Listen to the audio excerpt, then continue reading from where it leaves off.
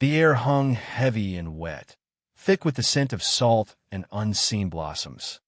Admiral Christopher Columbus stood on the deck of his flagship, the Marigoland, and stared into the deep green mystery of the coastline. Hispaniola. The name was a promise whispered across an ocean. A year ago, it had been a place of marvels, of gentle people with eyes full of wonder, of rivers that carried the faintest hint of gold. Now, it was the site of his investment, his legacy, his future. 17 ships trailed in his wake, a magnificent, impossible fleet cutting through the turquoise water.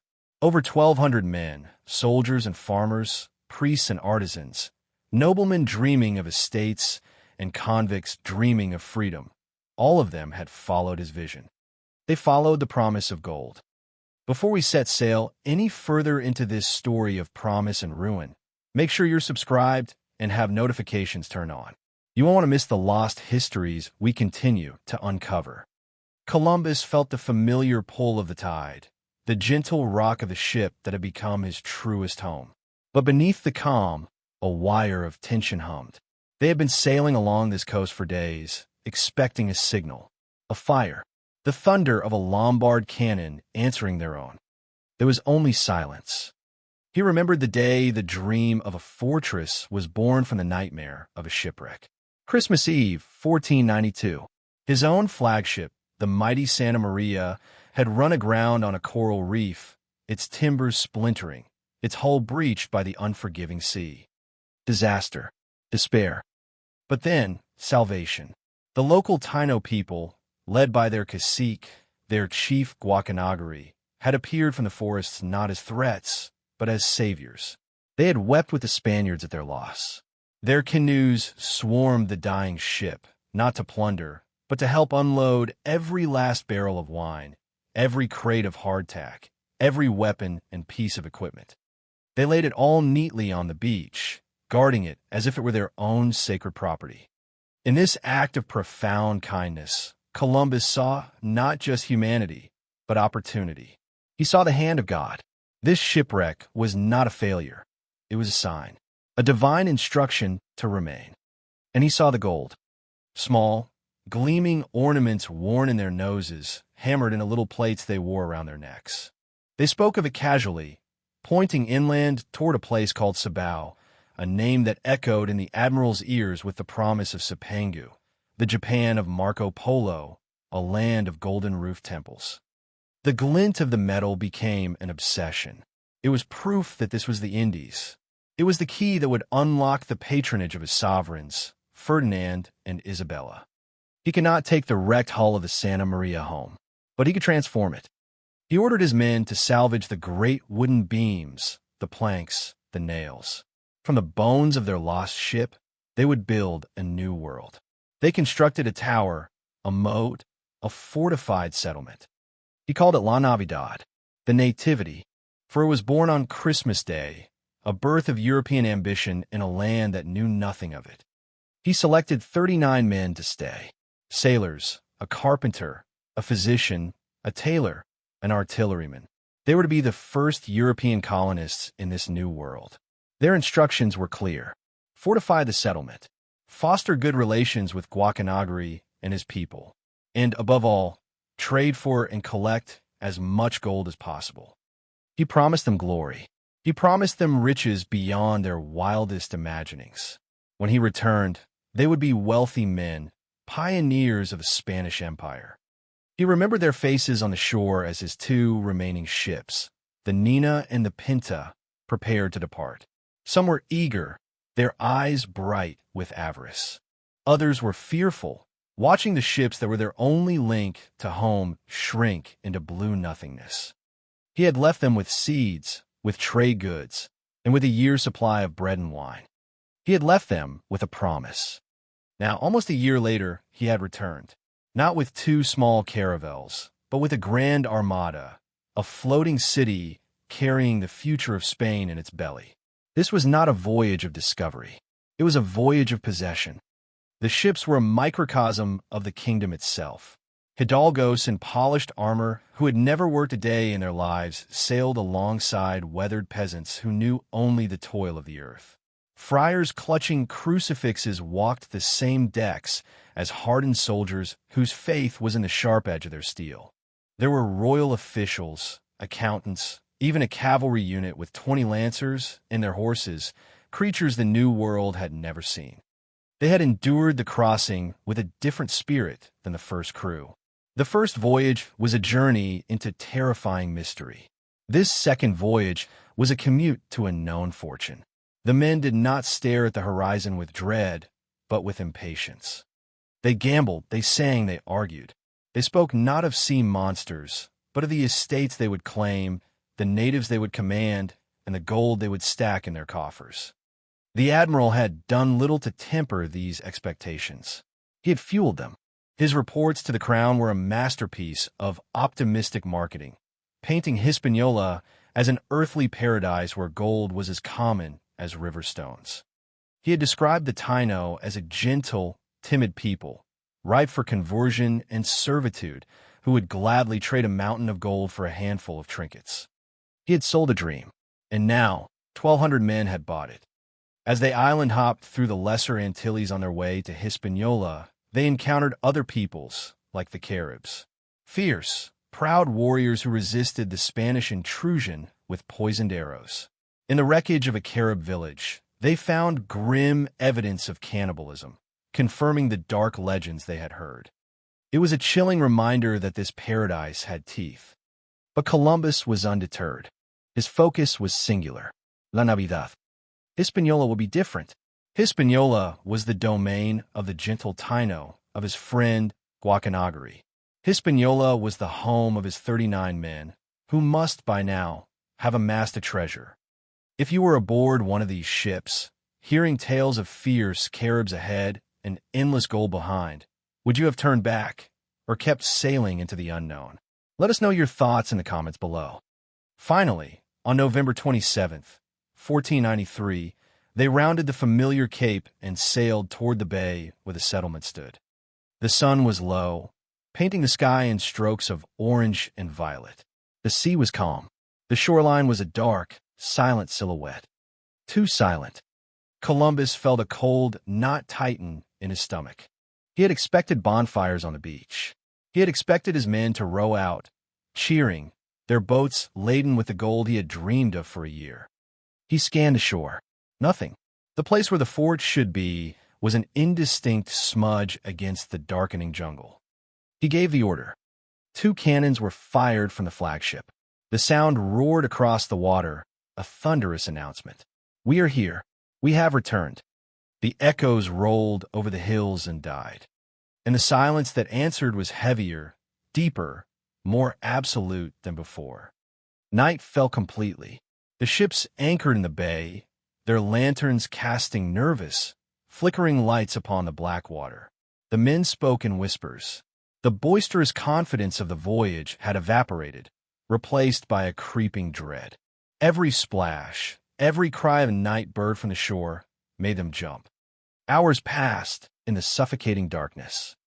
Then, near midnight, a lookout shouted. A shape was moving on the water.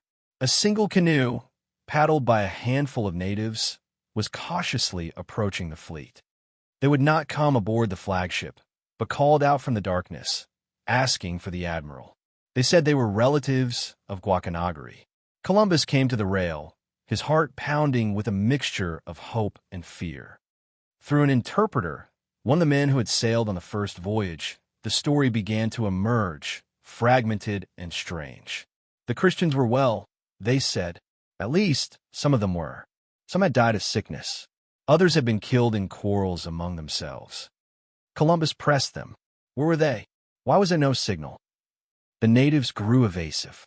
They said the rest of the garrison had moved inland, with their native wives, to the gold regions of Cibao. They presented the admiral with a gift from Guacanagari, 2 intricate golden masks. The sight of the gold was a momentary relief, a flicker of the old promise. But the news that followed extinguished it. They claimed Guacanagari could not come to greet the admiral himself. He had been wounded in a battle, defending the Christians of La Navidad from two other powerful chiefs. One was named Mutiny. The other was Cainabo. Cainabo, the lord of the House of Gold. A Carib, they said, not a Taino. A fierce ruler from the mountainous interior. The story was a confusing tapestry of sickness, infighting, and heroic defense. It did not make sense. Columbus felt a deep unease but clung to the part of the story that he wanted to believe, that his men were alive, inland, gathering gold. He sent the natives back with gifts for their chief and told them he would come ashore at dawn.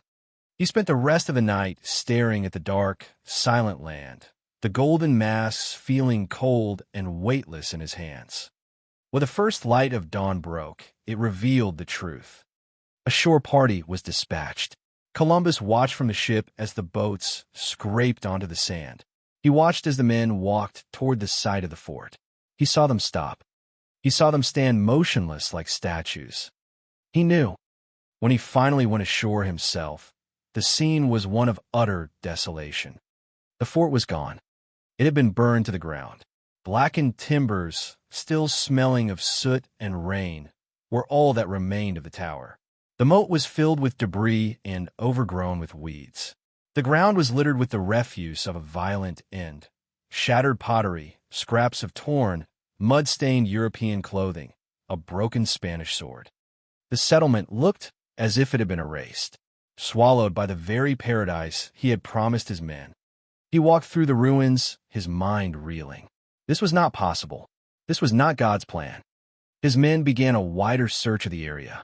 They moved into the tangled woods surrounding the clearing. The discoveries came one by one, each more horrific than the last. First, they found a grave, then another. They unearthed 11 bodies, buried shallowly, the cloth of their doublets still recognizable. The grass had grown over them. They had been dead for a long time.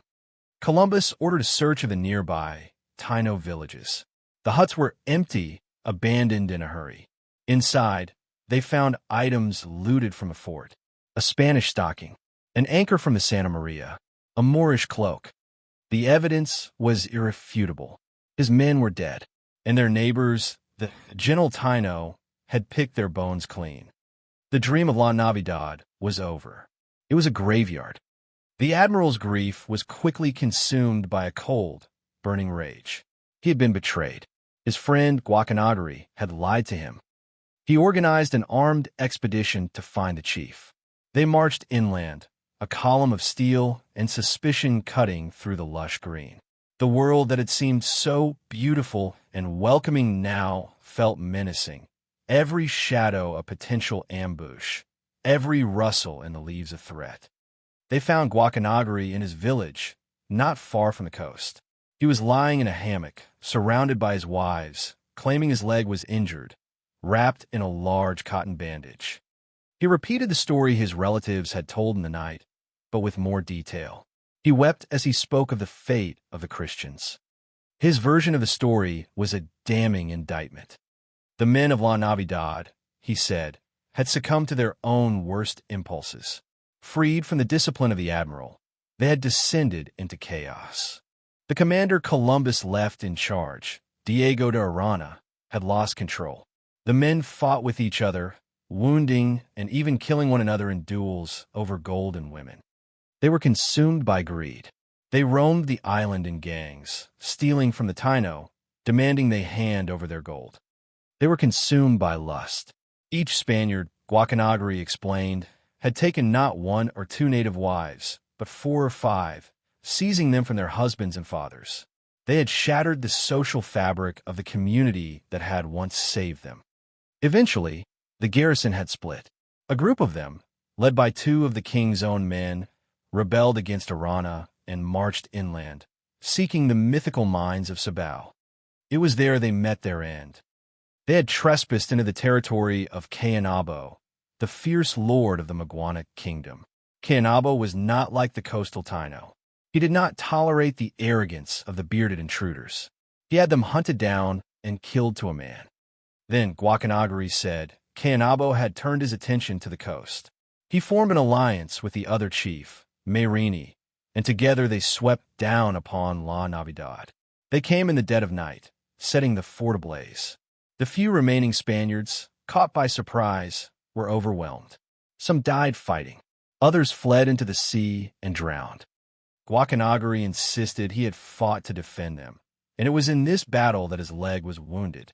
He pointed to his village, where some huts had also been burned, as proof of his loyalty. Columbus listened, his face a mask of stone. The story was plausible.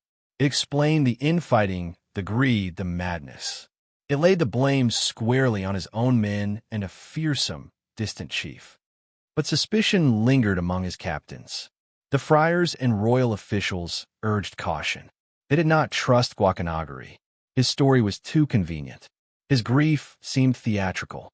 One of the Spanish surgeons, a man named Dr. Chanca, who chronicled the voyage, offered to examine the chief's wound. Reluctantly, Guacanagari agreed. The cotton bandage was unwrapped. The surgeon inspected the leg. He felt the skin, the muscle, the bone.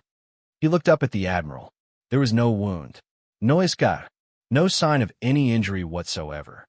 The moment hangs in the air. Time itself seems to stop. The chief, exposed, quickly claims the wound was caused by a stone, a contusion that leaves no mark. But the lie is naked.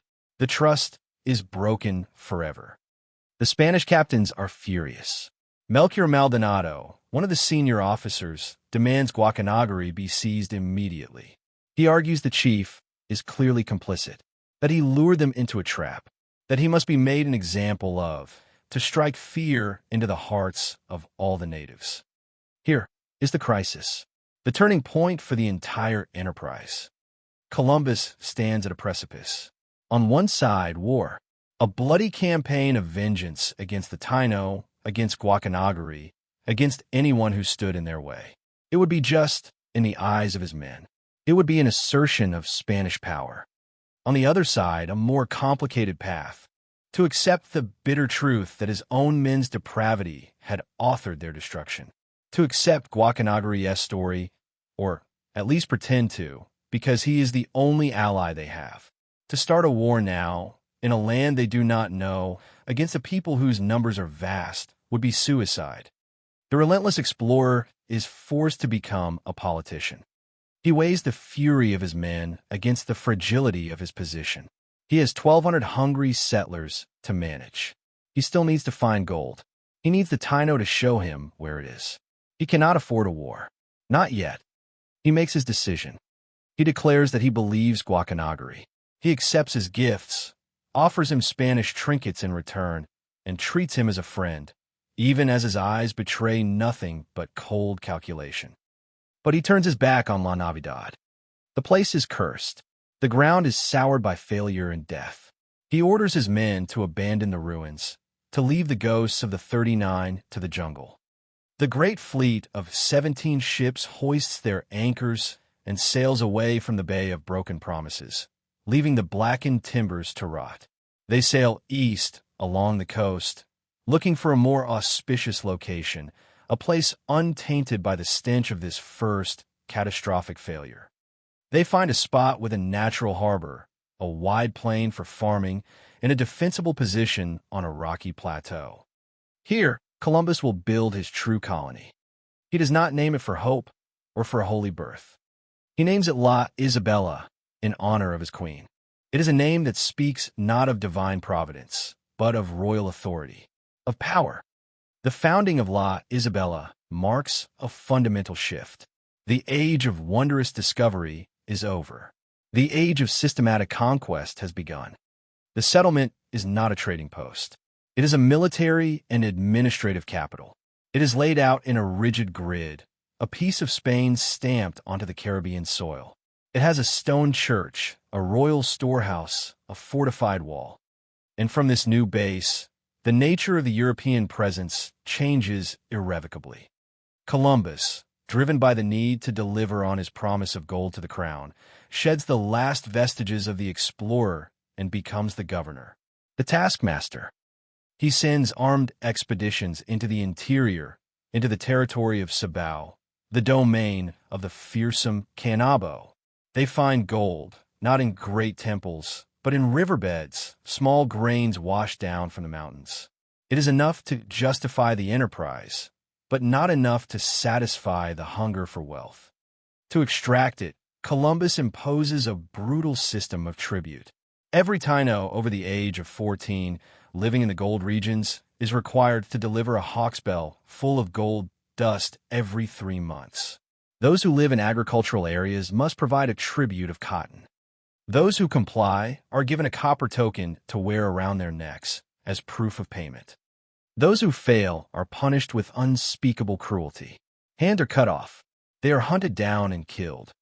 The gentle people Columbus had once described as loving and without greed are now trapped in a machine of forced labor. They are no longer partners in discovery, but fuel for the engine of empire. Many flee to the mountains. Many starve, refusing to plant crops that will only be seized by the Spanish. Others succumb to diseases against which they have no immunity. Whole villages vanish. The paradise becomes a hell. And one of the key figures in the tragedy of La Navidad, Guacanagari, the duplicitous ally, finds his policy of appeasement earns him nothing. He is despised by his own people for his collaboration with the Spanish, and distrusted by the Spanish he sought to please. He loses his authority, his people, his world.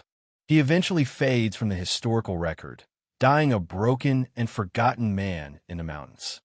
Cayanabo, the proud warrior who dared to resist, becomes the primary target of Spanish aggression. He is captured not in battle, but through trickery.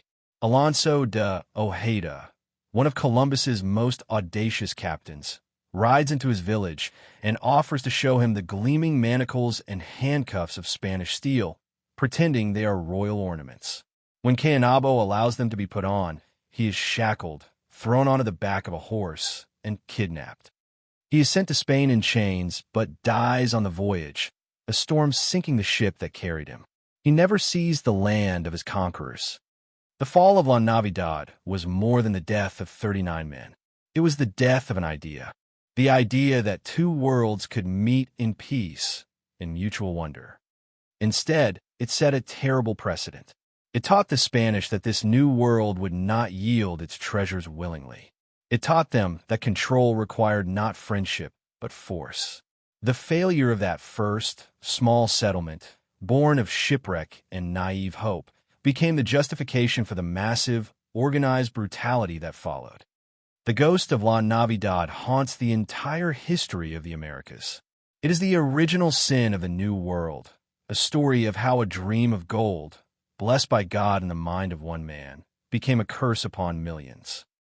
The glint of metal in a riverbed, the casual ornament on a native's ear, became an obsession that toppled civilizations, erased peoples, and stained a continent with blood, all built upon the ashes of a forgotten fort on a silent Caribbean shore. The voyages of Columbus changed the world forever, but the ruins of La Navidad serve as a dark reminder of the true cost of that change. They tell a story not of glorious discovery, but of a paradise lost, not once, but twice. First by the people who lived there, and then by the invaders who destroyed it. Thank you for joining us on this journey into the past. If you believe these stories must be told, subscribe to our channel and share this narrative. History is full of forgotten turning points, and together we can bring them back into the light.